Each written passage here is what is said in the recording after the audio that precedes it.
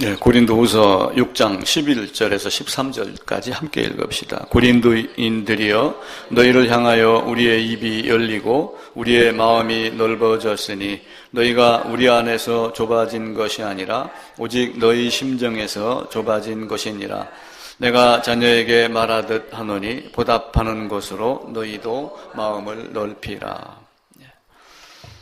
본문은 고린도후서 6장 11절, 13절을 읽으며 마음을 넓히라라고 했는데 무슨 마음을 넓혀야 될지 잘 모르겠습니다. 그래서 설교 주제를 생각, 사고하는 사고의 전환이라고 하며 지난주 말씀드린 대로 잠깐 쉼을 가지며 멍 때리기를 하고 왔는데 이런저런 이야기로 하고 지난주 설교했던 거 잠깐 정리하도록 그렇게 하겠습니다. 목회한다고 원주 와가지고 사실은 하루도 쉰 적이 없습니다.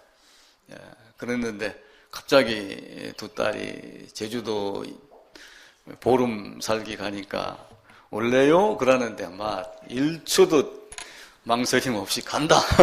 근데 그 말이 왜 이렇게 듣기가 좋았던지 그러고 보니까 세월이 가는가 보다 이런 생각이 들었습니다.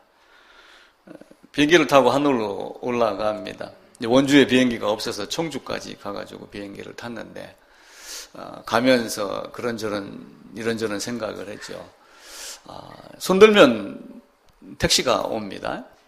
서 있으면은 몇 분 간격으로 자동적으로 버스가 옵니다. 그런데 굳이 공항까지 가는 것은 하늘을 날기 위함이구나. 우리 인생도 하늘을 날기 위해서는 수많은 어떤 노고, 노력, 또 고난, 고생 이런 것들이 있어야지 되겠구나. 그래서 비행기 타기 전에는 국내선은 좀 덜하지만 국제선 복잡하고 그럴 때 항상 한 2시간 전에는 도착하라 이렇게 이야기를 하죠. 우리도 하나님 나라 가기까지 우리가 늙으면 나중에 예수 믿을게 이런 이야기 많이 하잖아요. 근데 그때 되면은 이 머리가 돌아가질 않고 마음이 열리질 않습니다. 왜냐하면은 생각의 전환을 할 수가, 머리가 이미 어떤 고정관념 상태로 굳어 있기 때문에 그래요. 어쨌든 제주도 가서 되게 피곤했습니다. 애들 셋이 얼마나 싸우는지, 우는 소리, 싸우는 소리, 그것도 못 싸우게 한다고 막 제 엄마가 소리 지르면 나도 덩달아서 조용히 안 해, 이놈들! 이러다가 또 씩 웃고 오면 또 놀러 가고, 이렇게 하다가, 전날 가서 잠깐 돌아보고 자고 이튿날 아침에 잠깐 한 군데 돌아보고 오후 내내 바닷가에 가니까 마침 그 커피집이 하나가 있는데 힐링은 그렇게 하겠구나. 나중에 은퇴하고서 내가 그 핸드드립 커피집을 내면은 산골짜기에다가 그런 형태로 하나 해야 되겠구나. 파라솔은 아닌데 요즘에 의자가 편한 의자가 있더라고요. 쿠션이 무슨 천으로 돼 있는 그걸 여러 개를 깔아놓고 바닷가를 바라보고서 이렇게 탁 거의 한 80도 정도는 눕도록 이렇게 되어 있어요. 거기 누워가지고 아무 생각 없이 한 서너 시간 동안 그냥 누워있다가 이렇게 왔습니다. 그러면서 이런 생각 저런 생각도 했죠.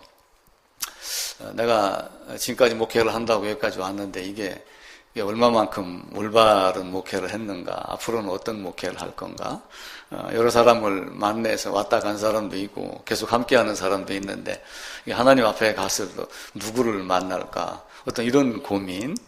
그래서 나도 내가 보는 성경이 과연 하나님이 우리에게 준 원칙, 법, 그 하나님의 방법 그대로 내가 제대로 보고 있는가라고 하는 것을 생각을 해봅니다.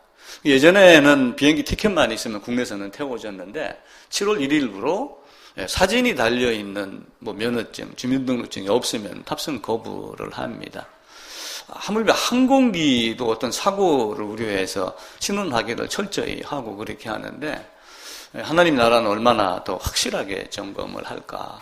우리가 가가지고 주여 당신이 나를 가르치지 않았습니까? 라고 아무리 말을 한다 할지라도 내가 너를 도무지 알지 못한다. 어떤 이런 모습이 되지 않을까. 그 모습이 안 되기 위해서 우리가 어떤 신앙을 추구를 해야 될까? 이런 고민을 해보게 됩니다. 그러면서 또 한편으로는 우리의 딸 둘이 가 있고 그랬지만은 신앙은 유전이 되는 것은 아니구나. 은혜에도 유전이 되는 것이 아니고 후천적으로 얻은 것은 각자, 우리 자녀들도 마찬가지고 각자 믿음의 길을 찾아가야지 된다. 단 부모로 말미암아 하나님의 택함을 알게 했으면은 자녀도 꼭 알게 하지 않을까 하는 그런 기대며 이런 여러 가지를 생각하게 됩니다.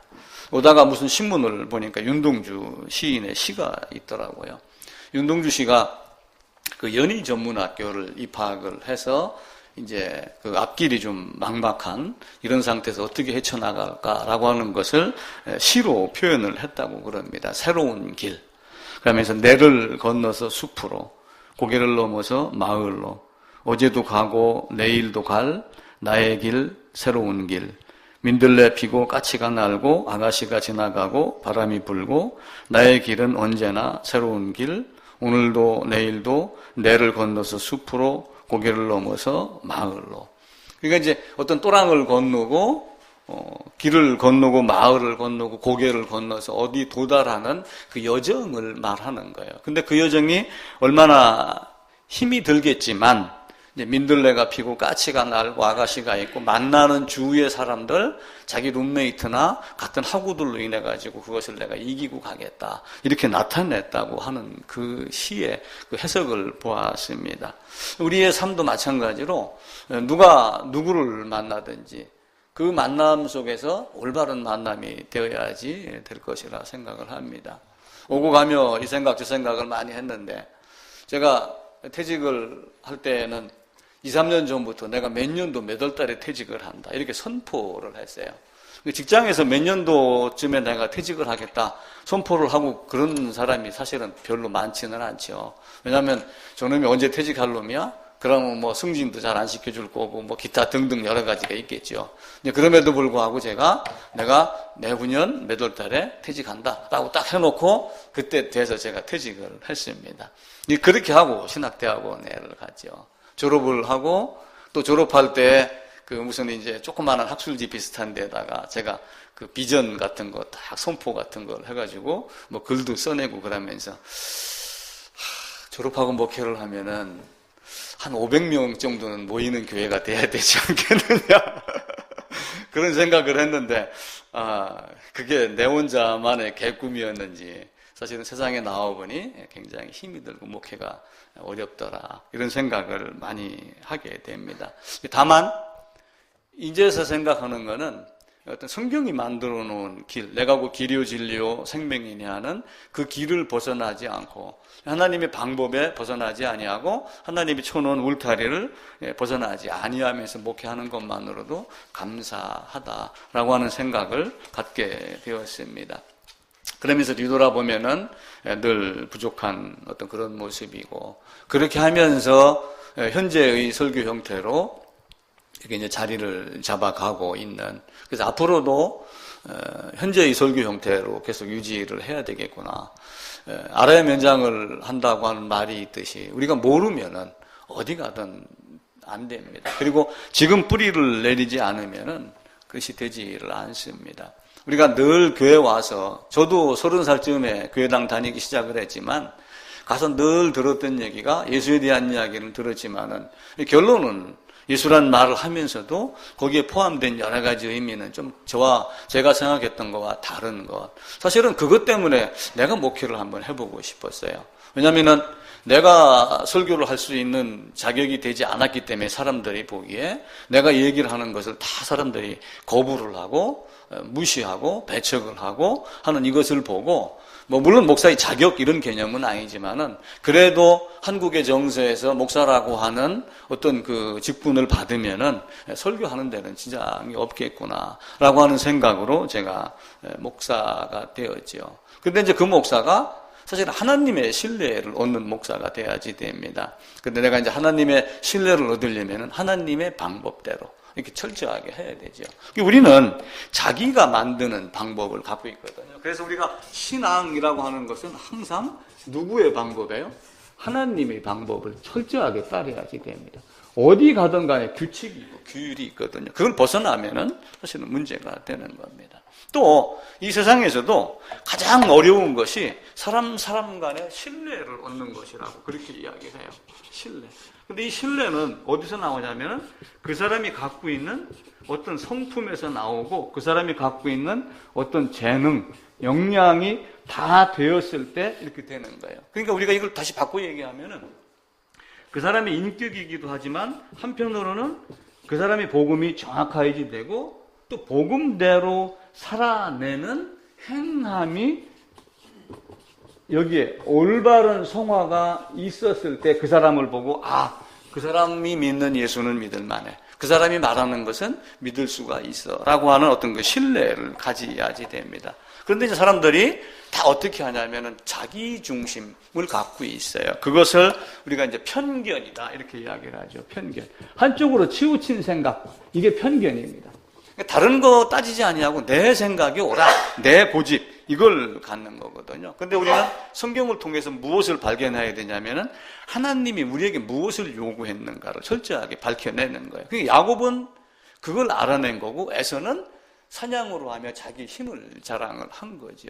이삭도 마찬가지고 이스마엘도 마찬가지로 각자의 방법이 있었던 거예요. 근데 장막에 거하며 물론 장막에 거했다고 해서 엄마의 치마폭에 거했다는 건 아니에요. 그 말씀 안에 거하고 하나님의 뜻 안에 거했다라고 이렇게 보는 것이 가장 좋지요. 그래서 편견은 공정하지 못하고 한쪽으로 치우친 건데 하나님은 공의의 방법대로 우리를 심판을 하신다. 그래서 하나님의 방법은 딱 한 가지입니다. 죄인은 죽고 의인은 살려내고 이겁니다. 아담이 범죄했으니 반드시 죽어야지 되고 죽기를 각오하고 죽은 자는 예수 안에서 죽은 자는 살려낸다. 그리고 하나님 나라에 가서 하나님을 찬양할 수 있는 그런 성품으로 키워낸다. 이게 신앙의 여정이기도 합니다. 그래서 우리는 자꾸 자기가 중심인 걸로 생각을 해요. 예배를 드리면서도 신앙을 찾는다고 하면서도 내 기준에 맞는 것을 자꾸 선택을 하려고 그래요. 지동설, 천동설 이런 거 많이 있었지만은 사실은 지구가 우주의 중심이 아니잖아요. 그죠? 내가 아무리 똑똑하다 해도 내가 중심이 아니에요. 우리가 대통령에 대한 비유도 몇 번 들었지만은 대통령이 한국에서는 대통령이 중심인 것 같지만 조금만 벗어나면은 미국 대통령을 빙빙빙빙 도는 하나의 어떤 이런 위성밖에 되지 않는 그런 존재가 대한민국의 대통령이기도 합니다. 그래서 우리가 믿고 우리가 따라야 할 그 주체가 뭔가라고 하는 것을 철저하게 깨달아야지 돼요. 그래서 예수님은 이 땅에 오셔서 말씀하시기를 빛이 잠시 동안 너희와 함께 있을 때 빛이 있을 동안에 너희가 빛을 믿어라. 그리하면은 빛의 자녀가 되겠다. 이렇게 이야기를 하죠. 그런데 인생은 무엇을 자꾸 하려고 그러냐면 비교를 하려고 그래요. 비교. 근데 비교를 하면서 이게 어제의 나하고 아니면은 오늘의 나, 아니면 내일의 나 이렇게 비교를 하면 괜찮은데 자꾸 옆 사람하고 비교를 한단 말이에요. 교회당끼리도 크고 작고 뭐 이런 걸 자꾸 따진단 말이에요. 근데 그렇게 하지 아니하고 비교를 하면서 내가 어떤 존재인가를 철저하게 드러내야지 됩니다. 글쟁이가 글을 쓸 때 자서전 같은 걸 만약에 쓴단 말이에요. 그러면은 자서전 쓸 때 어떻게 합니까? 예를 들어서 자서전을 쓸 때 내가 누구인가 밝혀요, 안 밝혀요? 밝힙니다. 근데 글을 쓸 때 자기가 주인공으로 만들어 놓으면 착각을 하는 경우가 있대요. 내가 나를 알으니까 나를 소개를 하지 않는 거예요. 그럼 독자가 책을 읽을 때 도대체 주인공이 어떤 상태야? 이걸 알지 못하는 거예요. 그래서 자서전을 쓸 때도 보면은 나는 언제 우리 어머니는 옛날에 못 배운 어머니들 많잖아요. 주정뱅이 아버지도 있었고 이런 걸 상세하게 밝히며 자기가 성장했던 과정, 학교 다녔던 거 이런 걸 다 밝히면서 현재의 나다 이렇게 됐습니다 라고 하는 걸 이야기를 하듯이 뭐든지 나라고 하는 어떤 존재를 철저히 밝히는 것이에요. 그러니까 비교도 마찬가지예요. 하나님 앞에서 다른 사람과 나를 비교하는 게 아니라 하나님 앞에서 나를 드러내며 하나님의 법과 내가 생각한 것과의 비교를 하는 것이 가장 좋습니다. 결국은 비교하게 되면 뭐가 나와요? 하나님의 법과 나를 비교하면 비교해서 드러나는 건 뭐예요? 내가 죄인이다라고 하는 것밖에 드러나는 것이 아무것도 없습니다. 하나님은 의로움이에요. 나를 하나님의 법하고 이렇게 비교해보면 나는 죄라고 하는 것밖에 드러날 것이 아무것도 없어요. 나는 죄인이구나. 며칠 전 신문을 봤더니 과학 교실하는 게 그 NI 무슨 해가지고 신문에 나왔더라고요. 그걸 보고서 이거 참 좋은 예다. 자석이 있습니다. 자석이 있는데 자석을 예를 들면 막대 자석이든 말굽 자석이든 이렇게 반으로 쪼갭니다. 그죠? 쪼개갖고 하나는 이 빨간 게 이제 S라고 그럽시다. 이쪽에가 N극이고 이거를 정확하게 셋톱으로 반으로 딱 잘라갖고 요게 이렇게 나와 있고 또 한쪽에가 이렇게 두 개로 딱 쪼개졌어요. 그럼 여기는 극이 어떻게 되겠어요? 형섭이. 연석이.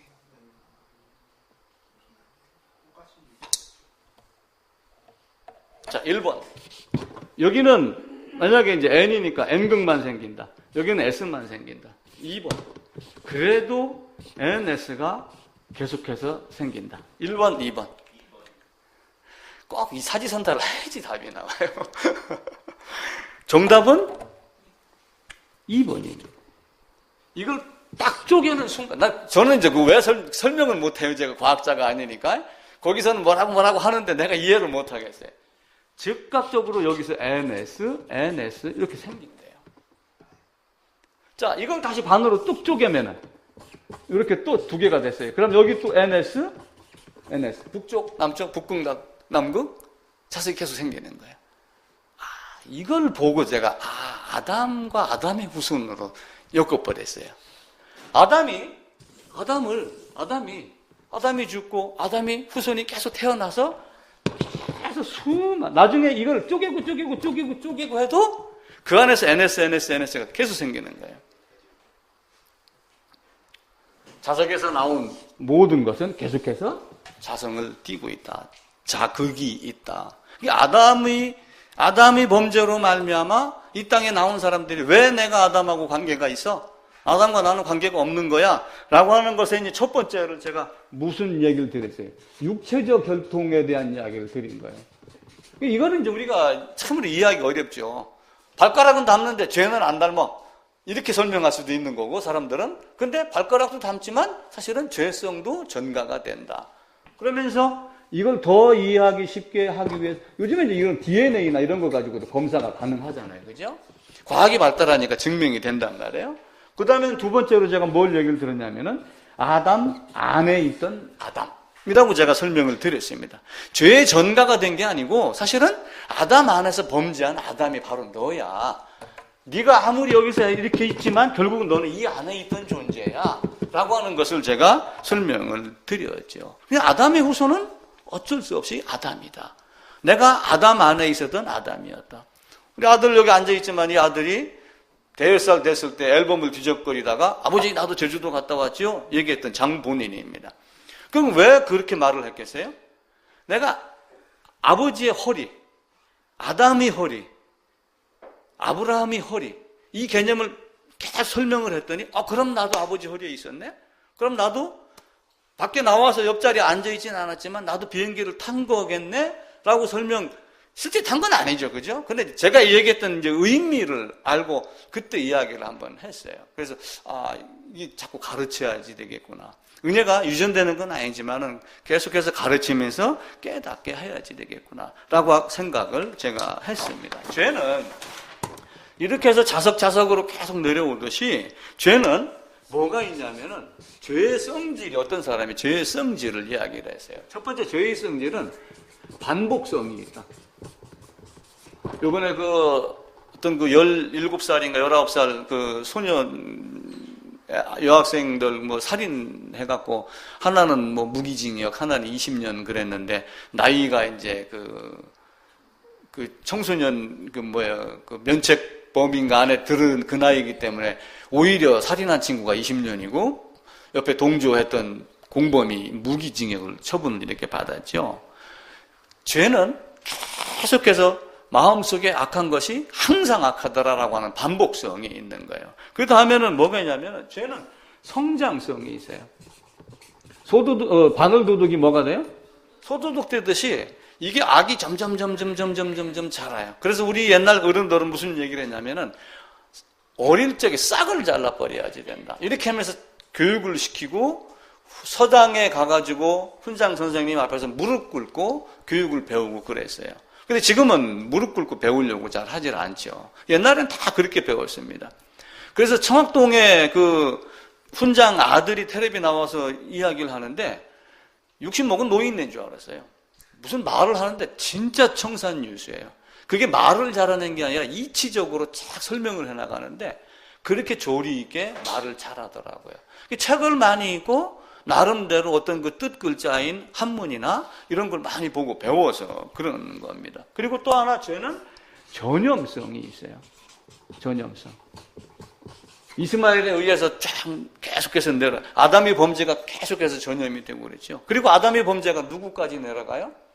아담이 범죄한 범죄가 자석이 쪼개지고 쪼개져서 모래알같이 작아도 거기에 NS가 생기듯이 아담이 범죄한 것이 이 땅 안에 있는 세상 모든 사람에게 다 있는 거예요. 그러면서 계속해서 지속성도 있지만 영원성이라는 걸 갖고 있어요.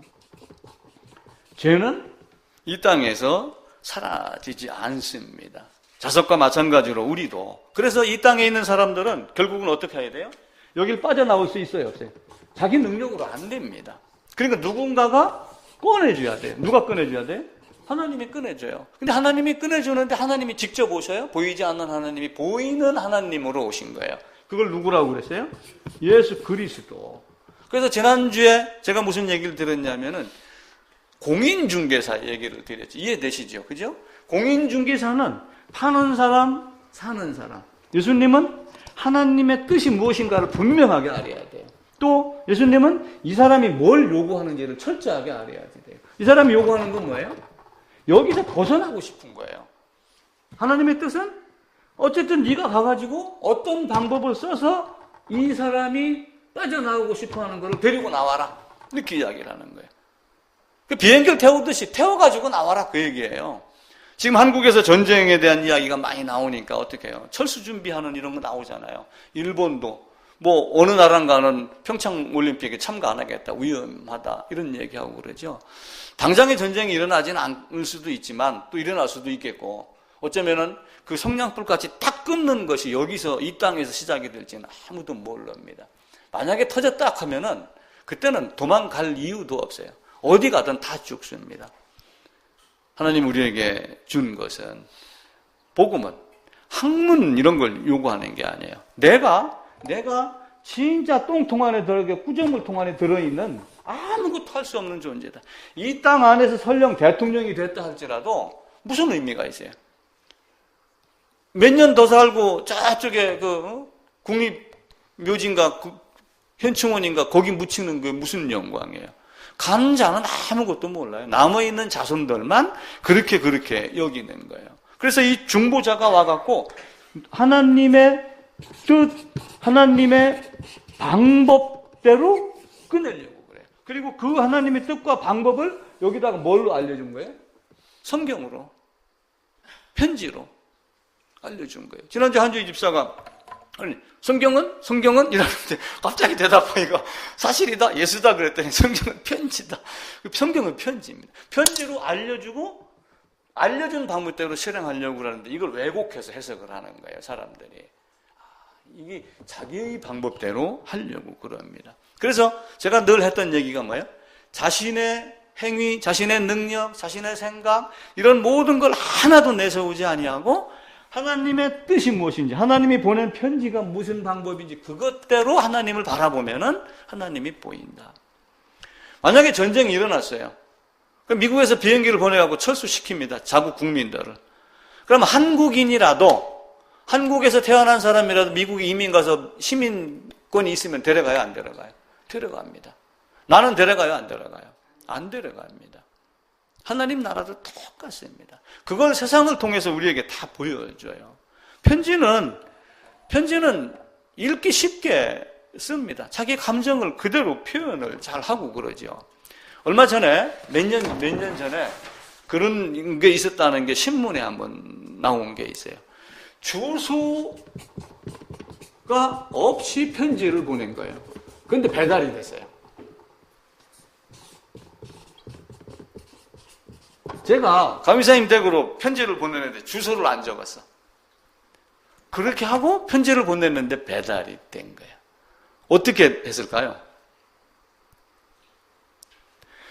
봉투 앞에다가 그림을 그렸어요.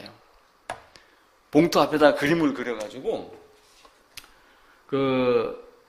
이제 길이 이렇게 나 있는데, 여기에 다리가 하나 있습니다. 그래갖고 이렇게 가다 보면은 이쪽에 무슨 박스 만드는 공장이 하나 있고, 여기에 소 농장이 하나 있는데, 여기에 딸 셋을 가진 사람이 있었고, 예를 들면은 거기에 양을 키우고 있었습니다.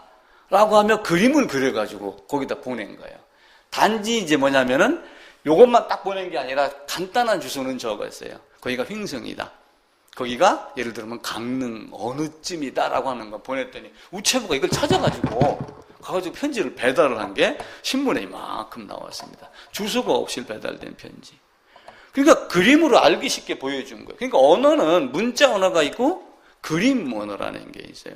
그러니까 알기 쉽게 하려면 문자 언어보다 그림 언어가 쉬워요. 이해하기가. 그 쉬운 것을 이거를 쉽게 얘기하면 그림 언어. 예를 들어서 구름 같은 솜사탕 이렇게 이야기를 하잖아요. 그럼 뭉게구름의 솜사탕이 어떤 모양인가 대충 떠오르죠. 그죠? 초콜릿 같은 색깔 이렇게 하면은 그 까만 딱 그 색깔이 보인단 말이에요. 그림 언어로 표현을 하며 하나님은 우리에게 뭘 보여줬냐면 모형으로 보여준 거예요. 모형으로. 양을 데리고 와. 너 죄 있어? 죄 있으면 이렇게 해야지 돼. 죄를 깨달으면은 성전에 가서 제사를 드려야지 되는데 양을 갖고 와야지 돼. 그 양이 사실은 집에서 키우며 귀한 거거든요. 그 귀한 것 안을 잡아서 네 재물 그거 버리고 가야지 돼. 근데 그 재물이 사실은 양이었지만 지금 우리가 얘기하는 재물은 뭐야? 네 생각 이런 거 다 버리라는 거죠. 그래서 그런 재물 다 버리고 하나님 앞에 가서 하나님의 방법대로 너 죄 깨달으면 양을 끌고 가서 양머리도 안수하고 이렇게 하라고 쭉 순서를 가르쳐 준 거야. 그 그림 언어를 갖고 설명을 한 거예요. 그걸 보고 듣고 깨달은 자가 은혜를 받은 자가 되는 거예요. 그러니까 우리가 이제 설교 끝나면 그런 얘기들 많이, 오늘 은혜 많이 받았습니다. 그러죠. 이게 내가 좀 기쁘고 내 마음이 편안해지면 은혜를 받은 거다 그러지만 성경에서의 은혜는, 은혜 위의 은혜는 예수 그리스도께서 오셔서 이걸 하기 위해서 오신 것, 그걸 은혜라고 이야기를 합니다. 그럼 은혜를 누가 깨달아요? 은혜를 깨닫는 자. 머리 좋은 사람이 은혜를 깨닫는가요? 누가 깨달아요? 하나님이 작정하고 하나님이 계획한 것을 언젠가는 모르지만은 그 사람에게 맞는 시대, 장소, 여기에서 성취를 시킨단 말이에요. 성취를 시키는데 그 깨닫는 게 뭐냐면은 은혜란 말이에요. 여기서 계획된 자가 하나님이 원하는 시간과 장소에서 성취가 되는 게 뭐냐면은 은혜란 말이에요. 그게 은혜 후에 은혜입니다. 그래서 하나님이 계획한 것은 반드시 이루어지지 않아요. 반드시 이루어집니다. 그게 왜 아담이 범죄했냐 안 했냐 이건 물을 이유도 없어요. 아담이 범죄한 것이 사실이었으면은 사실은 아담이 범죄하도록 만드는 거예요. 우리가 그건 잘 모르겠다. 아담이 범죄했어도 범죄한 것을 다시 돌려서 원상태로 깨끗이 이렇게 회복시키는 하나님 이렇게만 설명할 것이 아니라 이미 이루어졌으면은 이루어진 것도 사실은 하나님이 계획하신 거예요. 마찬가지로 우리도 하나님이 이렇게 해놨는데 여기에 나라고 하는 존재가 있고 나의 자녀도 있어요. 근데 나의 자녀가 아직 복음을 몰라. 근데 하나님의 계획 안에 있다면은 내가 죽고 나서 깨달을 수도 있는 거고 아니면은 어떤 방법으로든 깨달을 수가 있는 거예요. 그래서 우리는 기도하자 이렇게 하고 또 기다리지만 거기서 또 한편으로는 뭘 해야지 돼요? 이 아이에게 자극을 주며 하나님이 이렇게 하셨다라고 하는 것을 계속해서 이야기를 하는 거죠. 그래서 때가 되면 애굽에서는 어떻게 했어요? 부르짖음이 컸잖아요. 때가 되면 사실은 부모의 극성이 심해갖고 자녀에게 다가가져야 되는 거예요. 그러니까 하나님이 때가 되고 하나님이 계획해놨으면은 하나님이 당연히 이룰 거야 이렇게 하지만 하나님은 부모의 책임의 방법을 또 동원을 하신단 말이에요. 그러면서 여기 있는 사람이 스스로 하나님이 그렇게 하셨구나 라고 하는 것을 하나님의 복음을 알으니까 첫 번째는 뭐예요? 복음을 알으니까 두 번째 뭐가 보이는 거예요? 하나님이 계획해 놓으신 거구나 라고 하는 것을 나중에 알게 되는 거예요. 그래서 내가 결혼하면은 시력이 좋아진다 이렇게 이야기를 한 거죠. 그래서 성경은 하나님이 우리에게 준 편지. 그래서 그 공인중개사의 모습을 우리가 철저하게 알고 중보자 그리스도라고 하는 것을 지난주에 했던 것을 다시 한번 잠깐 복습을 하도록 그렇게 하겠습니다. 그러니까 중보자 그리스도니까 중보자가 하나는 뭐가 있어야 돼요? 신성이 있어야 돼요. 하나는 인성이 있어야 돼요. 왜 그렇게 신성이 있어야지 하나님 편에 서고 인성이 있어야지 사람 편에 서는 거예요. 그러니까 사람들은 그러면 예수가 어떤 그 뭐 만화책에 나오듯이 반신 반인 뭐 인어같이 꼬리는 뭐 물고기고 머리는 사람인 그런 거냐? 그런 것이 아니라 요 안에 두 가지의 특성을 가지고 있는 그래서 그리스도의 일위성이라고 이렇게 이야기를 한 거예요. 한 가지 이 위치할 때 위거든요. 어떤 자리라고 하는 이 위를 써가지고 예수 그리스도에게는 신성과 인성이 있는데 신성이 있기 때문에 죄를 범할 수 없고 인성이 있으므로 인간의 모든 것을 체휼하시는 분. 그러면서 하나님이 어떤 뜻을 가지고 나를 보냈는가? 그러면서 내 아버지의 뜻은 이라며 내 아버지의 뜻은 어떻게 되는 거예요? 아들을 보고 믿는 자마자. 내 아버지의 뜻은 나로 하여금 죽어서 저 사람들을 내 안에 넣고 그리고 살아나는 것. 근데 중보자가 공인중개사는 중개료를 받아야 안 받아요? 복비라고 해서 받습니다. 예수님은 중개료를 받아야 안 받아요? 안 받아요. 오히려 자기를 주셨어요. 근데 사람들은 자꾸 중개료 개념을 갖고 있는 거야.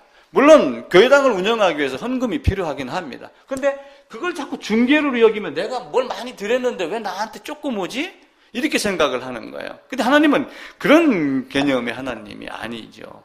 왜 중보자를 보내서 여기 있는 죄인을 끄집어내려고 그래요? 하나님의 영광을 찬송하게 하려 합니다. 그게 이사야 43장, 에베소서 1장, 나를 찬송하게 하려 합니다. 하나님 나라의 백성을 삼고 누구누구를 어떻게 하기로? 어떻게 해요? 정해놓고 합니다. 합창단을 만들면은 여러 사람 중에서 목소리 테스트를 해가지고 너 베이스, 너는 엘토 이런 거 정해가지고 딱 갖다 놓고 하듯이 그렇게 해놓고 훈련을 시키는 거예요. 훗날 어떤 방법이든 하나님이 우리를 그 자리에서 꺼내가지고 그래서 예수님은 오셔서 내가 아버지의 뜻을 행하러 왔습니다 라고 하고 아버지의 뜻을 행한 게 뭐예요? 아버지의 뜻을 행하러 왔습니다 라고 하고 오병이의 기적이 아버지의 뜻이었나요? 아니에요. 아버지의 뜻을 행하러 왔습니다 라고 하고 십자가로 가셨어요. 율법은 죄를 깨닫게 하고 율법으로 말미암아 죄인은 죽어야지 돼 라고 말씀하시고 율법의 요구를 이루려고 어디로 가셨어요? 십자가로 가셨어요. 그게 로마서 8장에 있는 말씀입니다. 그러니까 성경만큼 지극히 간단하고 쉬운 게 없어요. 내가 죄라고 하는 개념만 확실하게 이해를 하고 아담 안에 있는 아담의 죄가 나의 죄, 아담의 허리 이것만 이해되고 하나님의 방법대로 반드시 이루신다. 나의 방법은 눈곱만큼도 포함되지 않는다는 것을 알면은 성경만큼 쉬운 것이 없다라고 하는 겁니다. 우리 자녀들도 있지만 앞으로 어떻게 될지는 저는 모르죠. 단지 지금 내가 할 수 있는 건 뭐예요? 더 성경에 무릎 꿇게 하고 다른 것 열심히 살아야지 된다. 그럼에도 불구하고 이거는 가장 먼저 취하여야지 된다. 만약에 김정은이가 뿔따구가 나가지고 6개월 뒤에 핵폭탄, 수소폭탄, EMP 터뜨리고 한번 해보세요. 서울에 살고 있습니다. 서울 마음먹고 터뜨리면 절반 이상 죽습니다. 안 죽고 살아나오면 거의 다 반병신이에요. 그렇게 되면 어떻게 될까요? 그때 되면 예수가 생각나겠어요? 안 납니다. 그렇지 않아요. 지금 이때, 바로 지금 그때 그 자리에 있는 그게 가장 좋은 때다. 톨스토이가 책을 썼어요. 무슨 책을 썼냐면은, 세상에서 가장 중요한 것 세 가지. 그러니까 제목이 제가 정확하게 갑자기 생각이 나네요. 어떤 소년이 세상에서 가장 중요한 게 세 가지가 뭔가 그걸 물어본 거예요. 중요한 것 세 가지. 중요한 것 세 가지. 뭐가 있어요? 중요한 것 세 가지. 나. 네. 돈? 나. 그러니까 이 사람이 중요한 게 세 가지를 물으니까 친구들이 대답을 잘 못해요. 그래서 중요한 거 세 가지가 뭐냐? 가장 중요한 때가 언제냐? 가장 중요한 사람이 누구냐? 가장 중요한 일이 무엇이냐? 이 세 가지를 물은 거예요. 그러니까 가장 중요한 때는 네가 열심히 공부하는 때야. 뭐 기타 등등 여러 가지 말을 했는데 이제 자기가 할아버지한테 물으러 간 거예요. 그 할아버지가 밭을 갈고 있는데 가서 인사를 하고 할아버지 내가 좀 제일 궁금한 게 있어요. 세 가지가 뭔가 내가 가장 중요한 때가 언제인지 가장 중요한 사람이 언제인지 나에게 가장 중요한 일이 뭔지 도대체 모르겠어요. 그랬더니 할아버지가 씩 웃걸래 말을 안 하걸래 그냥 같이 밭을 갈다가 이제 돌아오는 그 장면입니다. 근데 밭을 갈고 있는 동안에 갑자기 숲속에서 사람 살려 하는 소리가 나는 거예요. 그렇게 쫓아 들어가 보니까 이제 거기는 이제 판다 곰이지요. 어떤 사람이 다쳐갖고 나무가 쓰러진 데에 깔려 있는 거예요. 어떤 쉽게 얘기하면 어떤 여인이 깔려 있는데 아기까지 깔려 있는데 아기를 못 보고 어른만 꺼내왔습니다. 그랬더니 그 여인이 내 아기가 깔려 있어. 그래서 다시 들어가서 아기를 끄집어 내와갖고 치료해주고 아기를 엄마한테 안겨주고 이렇게 보살펴주고 그렇게 하고 이제 다시 돌아갑니다. 그때 이제 할아버지가 이야기를 하죠. 네가 나를 찾아왔을 때가 가장 중요한 때다. 네가 나를 그때 만난 사람이 누구냐? 바로 나다. 그때 네가 가장 중요했던 사람은 바로 나였다. 그리고 네가 가장 중요한 일이라고 여기는 거는 네가 나를 도와서 일을 한 그 일이 가장 중요한 거였다. 그러니까 네가 그때 그 소리를 듣고 그 사람을 구했던 때, 구한 그 사람, 구한 일. 그래서 지금 이 순간이 가장 중요한 때다. 지금 이 순간 만나는 사람이 가장 중요한 사람이다. 지금 만난 바로 그 사람을 위해서 좋은 일 하는 것이 가장 중요한 일이다. 이렇게 이야기를 하는 거예요. 그러니까 우리가 예수를 만나도 마찬가지예요. 예수님이 누군가를 만나러 왔습니다. 그런데 자꾸 우리는 비교하며 자기는 빼놓고 저 인간이라면 우리 자꾸 다른 사람에게 잣대를 두고 있잖아요. 나도 마찬가지로 1900 몇 년도 이 시대 20세기 21세기 살아야지 내가 주님을 바라볼 수 있는 그런 인간이 됐기 때문에 나를 여기다가 보낸 거거든요. 하나님이 우리에게 네가 가진 어떤 생각을 버려라. 내 방법대로 해라. 그렇게 이야기를 하는 거예요. 요즘에 보게 되면은 무슨 내용이 많이 있냐면은 그 미니멀 라이프라는 게 있어요. 그러니까 미니멀 라이프라니까 갑자기 지금 쓰레기가 많이 나오죠. 쓸만한 쓰레기가 많이 나옵니다. 지난주도 어느 분이 우리도 많이 버렸다 이렇게 이야기하지. 근데 버리는 게 뭘 물건을 버리라는 거예요, 사실은? 그 재물만은 정련하고 빗대서 보면은 네 마음 안에 있는 걸 버려야지 돼요. 그런데 사람들은 미니멀 라이프를 갖다 놓고 지금 뭘 하냐면 자꾸 물건을 버리는 거예요. 그러면서 세상에 살면서 열심히 산다라고 그러지만은 쉽게 얘기하면은 포기하는 걸 버리는 거예요. 뭔가 그래 그까짓 거 이렇게 대충 살면 되지. 어떤 이런 식으로 자기 할 일을 안 하는 포기를 자꾸 미니멀 라이프에다 집어넣으려고 하는 사람들이 있어요. 근데 그거는 결코 아닙니다. 불교에 대한 이야기입니다. 불교에 대한 이야기인데 우리가 이제 관상할 때 그 상이거든요. 관상 볼 때는 어떤 그 생김새 모양을 보고 그 사람이 어떤 존재인가 이렇게 해요. 제가 어느 사람에게 관상 보는 법을 딱 두 가지로만 인간을 구분하면 된다. 딱 배운 적이 있어요. 근데 대충 맞더라고요. 근데 그 사람이 얘기하는 상이라고 하는 게 관상해갖고 이렇게 씁니다. 그러니까 상대할 때 상이거든요. 근데 이게 뭐냐면 어떤 모양, 어떤 생김, 쉽게 얘기하면은 어떤 틀, 어떤 고정, 관념, 이게 상이에요. 그래서 절에 가면 승려들이 가끔 이렇게 화두라고 해가지고 무슨 얘기를 하다가 상을 내려놓아라. 이런 얘기를 해요. 상을 내려놓아라. 상을 내려놓아라 그러는 게 이게 밥상을 내려놓으라는 건지 상장을 내려놓으라는 건지 헷갈리는데 이걸 내려놓으라라고 하는 거예요. 그러면서 요 상을 내가 만든 나만의 틀, 왁구, 그러죠. 그죠? 만약에 요거만한 틀을 만들어 놓고 빠져나가려고 하면 쉬워요, 어려워요? 이만한 틀을 넣으면 어떻게 됩니까? 쉽습니까? 어렵습니까? 쉽죠. 그 틀의 크기에 따라서 사람이 달라지는 거예요. 근데 그 틀을 자기가 만드는 거예요. 어떤 사람은 네모로 만들고, 어떤 사람은 동그라미로 만들고, 어떤 사람은 만드는데 막 이렇게 해가지고 이 안에가 막 뾰족뾰족하게 이렇게 만드는 사람도 있고, 다양한 사람들이 있어요. 그 상을 내려놔라. 편견을 버려라. 이게 상이라고 해요. 그래서 이걸 다른 말로 뭐라고 하냐면은, 이걸 지금 누가 갖고 있어요? 어떤 사람이 갖고 있단 말이에요. 그러니까 그것을 버려라가 뭐가 되냐면 무소유가 되는 거예요. 무소유.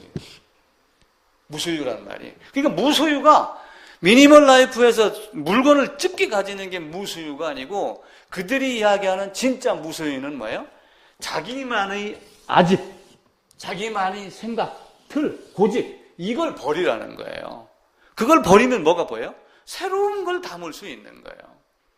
그러니까 이 마음먹기에 따라서 세상이 다르다고 그러잖아요. 원효라고 하는 사람이 당나라에 공부하러 가다가 밤이 깊어서 어디서 잤죠?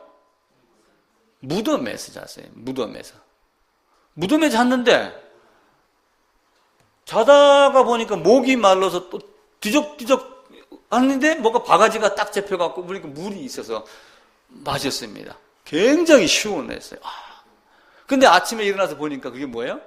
해골바가지다. 이야기는 그렇게 나오죠. 그러니까 당장 어떻게 합니까? 으액 그러죠. 그러다가 원효가 깨달은 게 있어요. 사물에는 예를 들어서 병원에 암 걸린 사람한테 군뱅이 먹으면 낫습니다. 그럼 먹어요, 안 먹어요? 먹죠. 당연히 먹습니다. 군뱅이 자체가 더럽고 아닌 거, 나무가 더럽고 아닌, 이건 아닌데, 더럽다 안 더럽다 이 판단은 누가 해요? 내 마음에서 만든다 해갖고 일체유심조, 창조할 때 조를 써서 일체유심조, 모든 것이 선, 악간에 또 어떤 것에 대한 생각에 만드는 것은 내 마음에서 만든다 해가지고 내가 이걸 깨달았으니 당나라에 공부할 필요가 뭐가 있느냐, 이렇게 이야기를 한 거예요. 그래서 상을 내려놓아라, 소유를 내려놓아라. 성경에서 말하면 재물 많은 청년이 재물을 버리지 못하기 때문에, 그래서 무소유가 되라라고 하는 그 무소유는 주머니 안에 있는 휴대폰을 버리라 이런 뜻이 아니라, 그들도 차를 타고 다니죠. 저도 휴대폰을 씁니다. 근데 거기에 매달리면 돼야 안 돼요. 그건 하지 말라는 거예요. 그래서 제가 지지난주인가 그 얘기를 드렸잖아요. 섹스하고 휴대폰하고 두 개를 나눴고 어떤 걸 포기할래? 그러니까 60%가 섹스를 포기하지 휴대폰은 포기 못한다. 이렇게 이야기를 하는 거예요. 그게 우리나라뿐만이 아니라 전 세계의 공통적인 거예요. 이렇게 지금 돼가는 거예요. 근데 그것을 버려라라고 하는 좋은 의미로 미니멀 라이프가 물건 버리는 거고, 물론 물건을 버리면서 마음도 깨끗해질 수가 있긴 있어요. 근데 중요한 것은 물건보다 내 마음 안에 있는 어떤 고집, 이걸 버리는 거예요. 그래서 그것을 우리는 이제 고정관념, 패러다임 이렇게 해서 밖에 나가서 신문에 보면 패러다임 전환을 하자, 사고의 전환을 하자, 이런 이야기를 많이 하는 거예요. 그래서 우리가 이 땅에 여러 종류의 사람들이 있습니다. 신문 기사도 있고, 요즘에 방송국 그 데모하는 게 끝났는가 모르겠어요. 뭐 편파 보도를 한다, 공정 보도가 아니다, 막 이렇게 이야기를 하잖아요. 이게 뉴스입니다, 그죠? 신문도 뉴스고, 뉴스페이퍼고, 방송은 뉴스입니다. 그 뉴스가 뭐예요? 동서남북이에요. 동서남북. 동서남북으로, 여기에서 동서남북으로 모든 소식이 전해진 거예요. 이것을 어디다가 집어넣냐면 베드로하고 바울을 갖다가 로마에다 집어넣고 로마의 길을 통하고 권력을 통해 갖고 온 세상에다 뭘 퍼뜨린 거예요? 복음을 퍼뜨린 거예요. 그게 뉴스예요. 근데 그 뉴스를 자기의 생각으로 안 맞다고 거부하고 그렇게 한단 말이에요. 어떤 말이냐면은 삼인성호라는 말이 있어요. 삼인성호. 이게 이제 예전 고사성어인데, 야, 지금 저 원주시청 앞에 호랑이 2마리 내려와 있어. 그러면 믿어요, 안 믿어요? 안 믿어요. 근데 뒤에 오는 사람이 진짜야. 그 뒤에 오는 사람이 진짜야. 이러는 거예요. 세 사람이 같은 말을 하면은 믿는다. 대낮에 시장에 호랑이가 나타나 해도 믿는다라고 하는 게 삼인성호다. 거짓말도 자꾸 들으면은 진짜같이 들리는 거예요. 자, 그러면은 방송국 이름을 대서 죄송하지만 MBC, KBS, 동아, 조선, 한겨레 여러 개 뉴스가 있는데 성경 어떤 게 진짜예요? 어떤 게 왜곡이 없는 거예요? 성경뿐입니다. 다 기자의 편견이 들어가 있어요. 다 기자의 어떤 생각에 의해서 작성이 됩니다. 그래서 기자가 어떻게 보느냐에 따라 다 달라지는 거예요. 이번에 그 버스에서 아기 내려놓고 간 엄마에 대한 이야기가 나오죠. 그 사람, 그 운전수 아주 죽일 놈 됐습니다. 그래갖고 자기간에는 자살까지 생각했다. 또 그렇게 말하는 놈도 또 참 나쁜 놈이라. 그거 가지고 자살을 생각을 해요. 아니라 하고 딱 당당하게 얘기하면 되죠. 근데 나중에 알고 보니까 버스 운전수가 잘못한 게 한 개도 없어요. 그 아줌마가 잘못한 거야. CCTV 틀어서 확인하자 그러니까 아줌마가 노생큐 이렇게 거절을 한 거예요. 그러니까 이제 그 운전수는 다시 뜨고, 이거 원래 모범 운전수였습니다. 이렇게 뜨고 그런단 말이에요. 그러니까 어떤 사람이 말을 한번 잘못 전하면 그게 와전이 되는 거예요. 성경이 거짓이 없는 성경이 로마 한복판에 떨어뜨리면서 로마의 길을 따라가지고 전 세상으로 다 퍼졌고 편지로 우리에게 주어진 바가 됐습니다. 너는 죄인이야? 아담의 후손은 다 죄인이야. 죄인은 죽어야 돼. 대신 네가 내 안에 들어오면은 내가 너를 청주서든 원주서든 인천서든 제주도로 옮겨줄게. 올래 안 올래? 나 거기까지 가기 싫어요. 난 여기서 그냥 버스 탈래요. 그래, 그럼 너는 알아서 버스 타. 힘들어도 인천까지 올래? 그럼 내가 뉴욕까지 데려다 줄게. 그럼 가는 거예요. 나는 헤엄쳐서 갈래요. 그럼 너는 헤엄쳐서 가. 근데 나는 도저히 헤엄칠 능력이 없습니다. 헤엄칠 능력이 있어도 중간에 상어를 만날까봐 나는 바다 헤엄 못 치겠습니다. 그럼 내 안으로 들어와. 그래서 중보자 예수가 와가지고 너는 내 안으로 들어와. 내 안에 들어오면 나의 죽음과 함께 너의 죽음이 되고 네가 아담 안에서 범죄한 것 같이 내 안에서 그 첫사람 아담 아내가 먼저 해결이 돼야지 돼요. 그래 되면 두 번째 아담 안으로 들어가서 죽음과 부활이 해결이 되는 겁니다. 예수님의 제자들이 다 도망갔어요. 근데 여인들이 향품을 갖고 예수님을 염습을 하려고 아리마대 사람 요셉이 자기 무덤을 내어줬습니다. 니고데모가 몰약 약 100근쯤 되는 걸 갖고 100리터란가 되는 걸 갖고 왔습니다. 왜 갖고 왔을까요? 사실은 좋은 의미지만 바꿔 얘기하면은 부활한다라고 하는 거에 대한 그냥 막연한 생각이었고 확신이 없었기 때문에 그렇게 하는 거예요. 향품 바를 필요 없어. 주님 부활할 거야. 3일만 기다려. 무덤? 아니, 필요 없어. 이렇게 되면 어떻게 돼요? 근데 살아나오고서도 사실은 잘 몰랐잖아요. 40일 동안 가르침을 받고 그제서야 다시 한번 복음에 깨닫는 거가 됐죠. 우리의 믿음도 마찬가지입니다. 바울은 고린도 교회와 늘 갈등이 많았어요.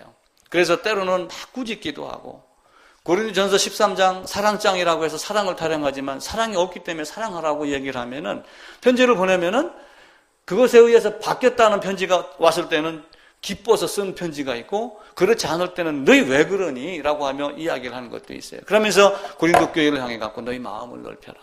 성경은 열려있다. 나도 나의 모든 것을 다 버리고 너희에게 마음이 넓혀있고 열려있으니 너희도 마음을 열어라. 교회당 문을 크게 열지 말고 네 마음을 열으면은 뭐가 들어가요? 성경이 들어가요. 나의 방법대로 나의 고정관념 요만한 틀상 소유를 가지고 뭘 자꾸 하려고 하냐면은 성경을 갖다 만들려고 그러니까 이미 주어진 성경은 변함이 있어요, 없어요? 변함이 없어요. 성경이 언제 쓰여졌어요? 모세가 출애굽할 때가 언제냐면은 BC 1446년도입니다. 이게 BC예요. 그러니까 벌써 이때 예수님 하게 되면 1400년 갭이 있잖아요. 그죠? 여기에 또 약 100년 예수님 돌아가시고 나서 제자들 근 100년 요때쯤에 요한복음이 거의 끝납니다. 그러면 몇 년이에요? 약 1500년입니다. 이후로 성경의 기록이 변경이 됐어요, 안 됐어요? 다른 거 주셨어요, 안 주셨어요? 안 줬습니다. 오로지 이때 주어진 것 이것만 가지고 우리가 찾아가야 되는데 여기서 자꾸 자기만의 생각을 갖고 성경을 갖다가 뭐 비평하고 뭐 이런 여러 가지 학문적인 걸 동원을 해서 맞다 틀리다를 인간이 판단을 한단 말이에요. 성경은 그냥 그대로 믿어야 됩니다. 하나님이 나를 사랑하셨다면은 한국에 있는 나에게 복음을 깨닫기 전혀 부족함이 없도록 히브리어, 헬라어, 영어, 한문, 일본어 여러 가지를 통해서라도 한글로 정확하게 깨닫도록 번역이 됐습니다. 물론 한두 개 오류가 있을 수도 있겠죠. 인간이 번역을 했으니까. 그러나 또 한편으로 하나님의 사랑을 깨닫게 하기 위해서 오류가 없게 번역을 하셨다라고 보시면 됩니다.